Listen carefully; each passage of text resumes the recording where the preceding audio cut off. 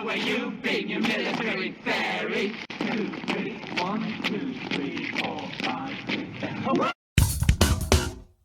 The military under Joe Biden is deeply demoralized. Recruitment is way down, and no one wants to fight in these endless wars that the Democrats and warhawks are always trying to prop up.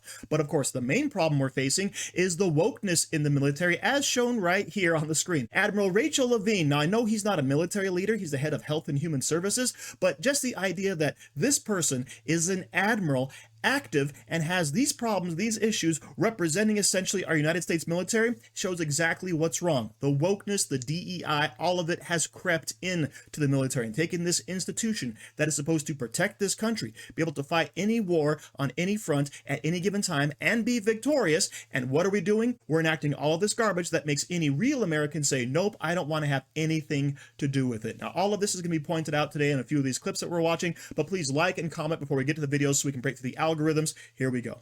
There's a chance to course correct it, but it would take the new Trump administration going after it really hard. How would they correct it? Well, first of all, you got to fire. You got to fire the chairman of the Joint Chiefs, and you got to fire this. I mean, obviously, you're going to bring in a new Secretary of Defense, but any general that was involved, general, admiral, whatever that was involved in any of the DEI woke shit, it's got to go. Either you're in for war fighting, and that's it. And that's the only litmus test we care about. You got to get DEI and CRT out of military academies, so you're not training young officers to be baptized in this type of thinking. And then, whatever the standards, whatever the combat standards were, say, in, I don't know, 1995, let's just make those the standards. And as far as recruiting, to hire the guy that, did Top Gun Maverick and create some real ads that motivate people to want to serve. And there's lots of other ways in which you could identify who gets promoted and what, but there's an ethos change. I mean, there's a reason people don't want to serve, because they don't trust that their senior leaders are going to have their best interest in mind in combat. I know there were mistakes made on our tours all over the place, but I, at least for the most part, had a sense that my senior leaders were committed to the completion of the mission for the right reasons. And maybe there were strategic differences and all that other stuff, and it wasn't always perfect, but that trust is broken, and you have to reestablish that trust by putting in no-nonsense warfighters in those positions who aren't going to cater to the socially correct garbage. So here obviously is Pete Hegseth. He's Donald Trump's new pick for Secretary of Defense, and everybody on the left, of course, is saying he's just a weekend news host, even to the fact that he is a decorated soldier. We'll get into that in a little bit. But what's he basically saying here? You got to get rid of all the woke DEI garbage out of the military. So anybody out there who's talking about, oh, we're going to have certain quotas in our leadership, or we're going to pay for transition surgeries for our soldiers, get them out of there, because they do not belong. But of course, now we're designing flight suits for pregnant women, right? So that's what we're dealing with, okay? But of course, all the leftist elitists, they don't really see the problem with having all this DEI stuff kind of whittle its way into our military. All the criticism of him is that he's not the expected Washington pick. And I'm just saying to you that the American people just voted against the expected Washington pick. So he's got 20 years in service, Afghanistan, Iraq, 2 Bronze Stars, Princeton, Harvard. Yeah, he's on TV, but so are the rest of us. By the way, that list you just gave, I think he ought to be given a chance. That list you just gave is really interesting. Pray tell is woke military stuff. Well, I think conservatives and Republicans have long believed that the military has taken on a lot of the worst properties of corporate America and gotten away from the core mission, which is fighting and winning wars and defending the United States. All of the HR properties that have divided this country for the last several years when it comes to promoting.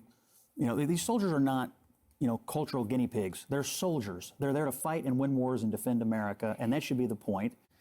The issue is he's the commander-in-chief. We have a civilian-led military. The generals at the top of the military do need to have the capacity to execute our defense policy and his vision for how we defend this nation. And if they can't do that, then that's a problem. Let me just say, for one, that the military has long been woke. For instance, the military was the first institution in the United States to integrate. It was one of the first places to have integrated housing, to enforce integrated schools on the base, to actually enforce the fair housing law when people were trying to rent to soldiers, and saying if someone were found violating that law, that the military could not allow any soldiers. So the idea that there's something wrong with being woke when in fact what that means is a military that's trying to reflect a multiracial country that has a lot of different types of people who have to come together and learn how to work together in the national defense. Actually, racial polarization is bad for military strength, and it's been used against this country many times by our adversaries, including in recent elections. So I think this idea that we can purge woke from the military is actually ahistoric, and I also think it's dangerous because while he's saying he's going to purge woke, what he really wants is to purge any generals who might actually stop him from using the military against the American people and in ways that the military is not supposed to be used. But I don't understand what you mean by woke. You're talking about racial integration, and I think that makes sense. But is that what you define woke as? I'm curious. I think what President Trump and what a lot of Republicans are fearful of is that the core mission of the military, to fight wars and to defend the country, sometimes takes a back seat to trying to overlay social and cultural programming into the military that is commonly found at universities, commonly found in corporate America. Where's and maybe, the evidence, and though? maybe it's I think fine for that. that's the question But that's what he resists in the federal bureaucracy, specifically in the military. Is there some truth in that?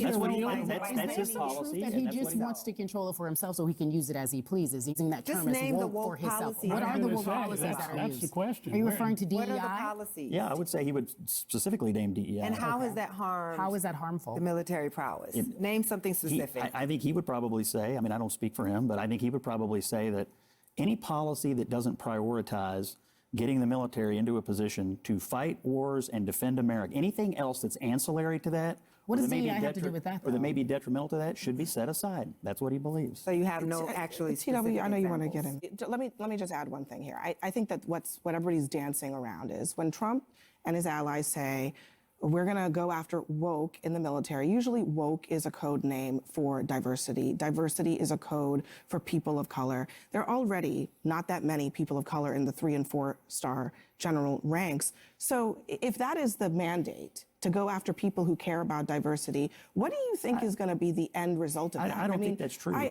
My assumption is that the consequence will be that the generals who want to execute on the commander-in-chief's vision will be just fine. And the people who just can't see eye to eye with the concept of a civilian or military won't. That's my view. Military, if you are not waving a Donald Trump flag. Correct. Okay, let's take that last point first. Donald Trump needs to deal with generals he can see eye to eye with, and he had to deal with General Milley, someone who ignored his direct orders to withdraw troops out of certain locations around the world. Someone who said, hey, I've got the big brain idea. If we're going to get out of Afghanistan, let's leave all the equipment behind, right? Something he actually ended up doing under Joe Biden. And of course, also someone who was in talks with China because he was worried about the danger that Donald Trump posed after the election, okay? So that is General Milley, and Donald Trump shouldn't have to deal with someone who is adamantly opposed to him. Plus, he has the right as commander-in-chief to go ahead and promote the generals he wants to work with. Now, secondary there is they're talking about the woke stuff, the DEI stuff in the military, something we all know to be true. Case in point, as I mentioned earlier, the female pregnant woman flight suits, all right? Paying for transgender surgeries for recruits, going ahead and having lax dress standards so they can have their colorful rainbow berets and all that stuff, all right? These are all things that are actually happening in the military, okay? But when we talk about DEI and its influence, well, okay, are you actually promoting someone because of their skill, because of their ability, or are you trying to just simply check a box? But of course, all these pundits out here are trying to make the simple argument that, oh, DEI, woke, etc., all that really means is we don't want black people in the military. And yeah, the simple argument that the military was always woke, no, the military always followed federal law, right? So when you get rid of segregation, you have civil rights. Guess what? The first entity to fall in line with that is going to be, it's going to be the military, all right? So the simple idea that military was ever woke, no, the military was always inclusive. You can join as long as you have the standards and the ability. And of course, that's exactly what the military should be. And I'm glad the adults are back in the room to finally let everyone see that, yes, people are nuts. It's been out of control, but we're going to bring it back. We're going to make the military into what it once was. So thank you for watching. Don't forget to like, share, comment, subscribe, and stay safe out there, people, because they're coming after you.